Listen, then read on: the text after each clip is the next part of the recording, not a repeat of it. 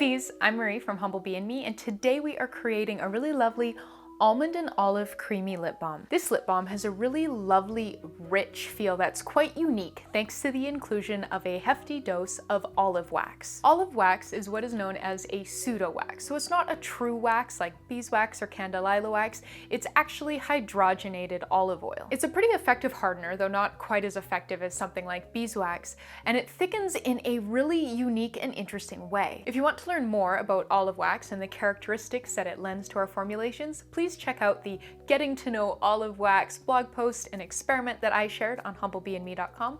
I'll link to that in the description box below. The general gist though is that olive wax adds a really lovely creamy richness to this lip balm. It's not waxy, but it also has a lot more substance than butters like shea butter or cocoa butter do. I was inspired to try it in a lip balm after the cream silk cleansing balm experiments I worked on earlier this year. If you want to check out that formulation, I'll link to that in the description box below as well. But the general gist of that is I paired olive wax with some subtle alcohol to create a really rich product that melted down to quite a thin oil. Here I've paired the olive wax with beeswax, so we get some of that lovely richness, but we still have some of the sort of occlusive substantialness that you usually want in a lip balm, and that comes from the beeswax. In addition to the olive wax and the beeswax, you'll also find some glossy castor oil, some lovely sweet almond oil, and some rich and nourishing lanolin. I opted to leave this lip balm unscented, but if you would like to add an essential oil or a flavor oil, you absolutely can. I've detailed how to do that on the blog, linked in the description box below. Now, something a little fussy about this lip balm is that you will want to cool it in the fridge.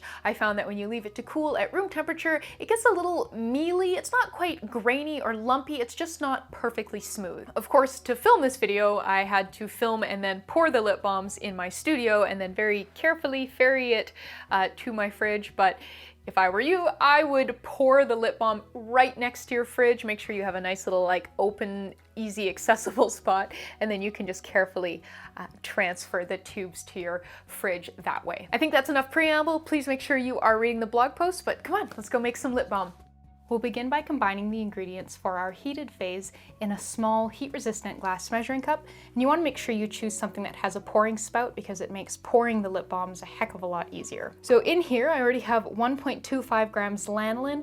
I went ahead and weighed the lanolin right in here because it's really sticky and difficult to transfer from one container to another, so I figured I would just simplify things and pop that straight in here. To that we're going to add 6.25 grams olive wax, and for more information on this ingredient, please make sure you are reading the blog post I did on it on humblebeeandme.com. 1.25 grams beeswax, 2.5 grams castor oil, and 13.625 grams sweet almond oil or other liquid oil. Read the blog post for more information about substitutions for all of the ingredients that we are using today. To melt everything together, we're going to use a water bath. So this is a small saucepan that has about 2 centimeters or 2/3 of an inch of water in the bottom of it, and I'm going to go pop this on the stovetop over medium heat to melt everything through, and I'm going to intentionally leave the spatula in here because we need the spatula to be warm in order to stir after it's heated, because if you stick a cold spatula into a nice warm mixture with a good amount of wax in it, the mixture will just solidify on the spatula, which, you know, is not what we want. Once everything is melted, you can remove your pan from the heat and then remove your measuring cup from the water bath. Dry that off. So our next steps need to move quite quickly. We're going to weigh in our vitamin E, and then we're going to stir it in and then quickly transfer the lip balm to its packaging, some tubes. So I've got a bit of a trivet here to protect the scale from the heat. We're also going to work quickly. We need 0.125 grams of vitamin E. So that ended up being about 4 drops. If you were going to add an essential oil, you would add it at the same time we added the vitamin E. Please read the blog post for details on that. For packaging, I'm going to use a selection of these sort of oblong lip balm tubes. These were from Humblebee. They were a gift, and kind of have a few of them in different colors, and I thought it was time to break them out and use them.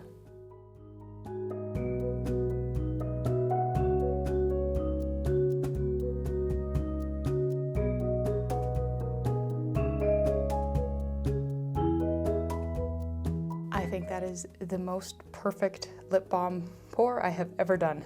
5 perfectly filled tubes and like not a drop of lip balm left. Now I'm going to transfer these very carefully to the fridge so they can set up there. Once the lip balms have set up, we can cap them.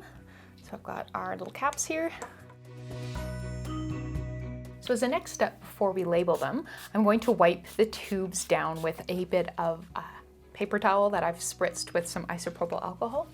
So this helps remove any kind of residue that there might be on the tubes so that the labels will stick. And to label them, I'm going to use some of these little custom Humblebee and Me labels I had printed up.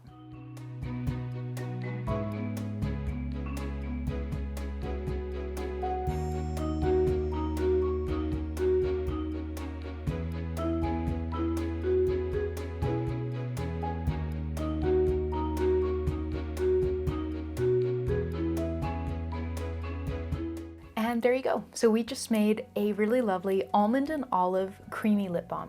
Thank you so much for watching. Please subscribe and please make sure you are reading the full partner blog post linked in the description box below for more information on this formulation.